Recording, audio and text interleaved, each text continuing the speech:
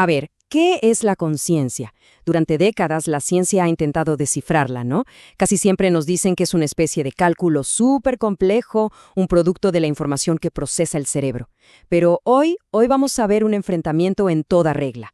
Las teorías científicas que ya conocemos contra un modelo físico totalmente nuevo y, la verdad, bastante radical.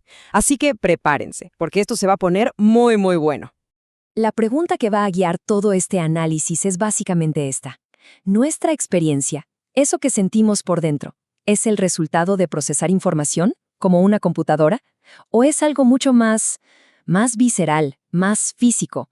¿Una cicatriz? ¿Una marca que deja cada interacción en la materia misma? Ese es el debate que vamos a desmenuzar. Ok, antes de presentar a los contendientes, tenemos que entender bien cuál es el campo de batalla.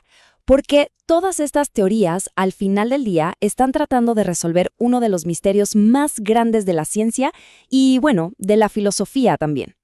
Y ese es el famosísimo problema difícil. Miren, no se trata solo de explicar cómo el cerebro procesa datos. Eso es el problema fácil, por así decirlo. La cuestión de fondo es, ¿por qué sentimos algo? ¿Por qué el color rojo se siente como rojo? ¿O por qué una canción nos puede poner la piel de gallina? Esa cualidad, esa sensación interna, el quale, como le llaman, ese es el verdadero enigma.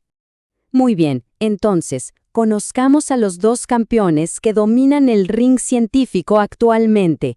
Hay que decir que ambas teorías atacan el problema desde el ángulo de la información.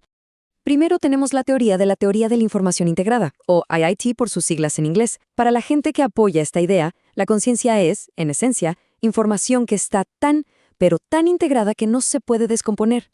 Imaginen una estructura digital increíblemente compleja, donde si quitan una sola pieza, todo el significado se pierde. Bueno, esa estructura indivisible es la conciencia. Y el cómo se siente, la tristeza, por ejemplo, sería la forma geométrica específica que tiene esa estructura en ese preciso instante. El segundo contendiente es la teoría del espacio de trabajo neuronal global, o GNWT. Esta es, digamos, más funcional. Piénsenlo como un gran escenario de teatro. Detrás del telón hay un montón de actores, que son procesos inconscientes. La conciencia ocurre cuando uno de esos actores salta al escenario bajo un reflector potentísimo y su información se transmite a toda la audiencia, o sea, a todo el cerebro. ¡Pum! Eso es volverse consciente. Y ahora sí que entre el desafiante. Una teoría que no viene a mejorar las ideas anteriores, no, viene a demoler sus cimientos. La propuesta de Castillo es que hemos estado buscando en el lugar completamente equivocado. La conciencia, nos dice, no está en la información, sino en la materia misma. Esta frase es una metáfora súper poderosa, que lo resume todo. O sea, olvídense del software por un momento, pensemos en el hardware. La conciencia no sería un cálculo etéreo, sino la fricción termodinámica, el calorcito que se genera cuando la materia de nuestro cuerpo choca con la del universo, y pues no le queda de otra más que cambiar. Bueno, ¿y cómo funciona esto en la práctica? Castillo lo explica en 3 pasos. A ver, un ejemplo. Alguien se quema la mano. Primero, su mano es el operador autómata, un archivo físico que guarda la historia de todas sus interacciones. Segundo, el fuego es la colisión, un impacto físico real. Y tercero, y aquí está la clave, la síntesis. La quemadura no se suma a la mano, la transforma. La mano ahora es una mano con quemadura, una entidad completamente nueva. Es como si dijéramos 1 más 1 es igual a 1. La experiencia consciente del dolor es esa transformación física, irreversible. Ok. Con todos los jugadores ya sobre la mesa, llegó la hora del enfrentamiento. Vamos a ver cómo esta teoría de la materia de Castillo se compara, cara a cara, con los modelos de información. ¿Se acuerdan del problema difícil? Para la visión clásica, el quale, el sentir, es casi como un fantasma en la máquina.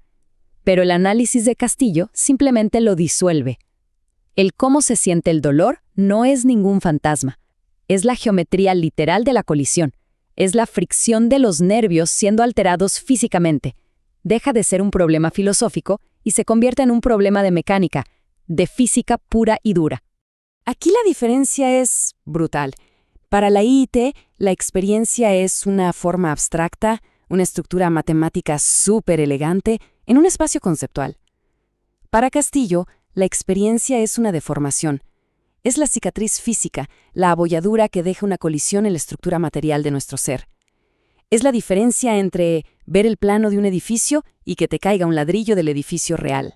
Y aquí, el propósito. Para la GNWT, la conciencia sirve para hacer la información famosa, para transmitirla a todo el sistema. Pero Castillo le da una vuelta de 180 grados a esto. El mundo nos bombardea con una densidad de datos infinita. Si el cerebro intentara procesarlo todo, simplemente haría cortocircuito. Entonces, la conciencia no es un amplificador, es un filtro, un compresor brutal. Es como un software anticolapso que nos protege para no volvernos locos con tanta realidad. Al final de este choque de ideas, la propuesta de Castillo nos deja con un veredicto, pues bastante radical sobre lo que significa en el fondo existir. Es que las implicaciones son profundas. Nuestra identidad ya no es la historia que nos contamos, sino el registro físico de cada impacto que hemos recibido. El olvido, imposible.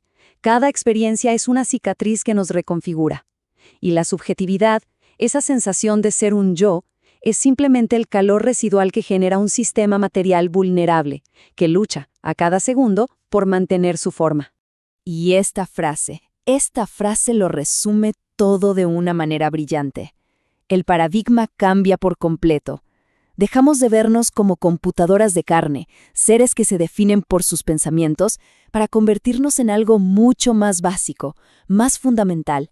Somos cúmulos de materia en una lucha constante para no desintegrarnos, donde cada experiencia es una batalla que nos transforma para siempre. Y todo esto nos deja con una última pregunta, que es vertiginosa.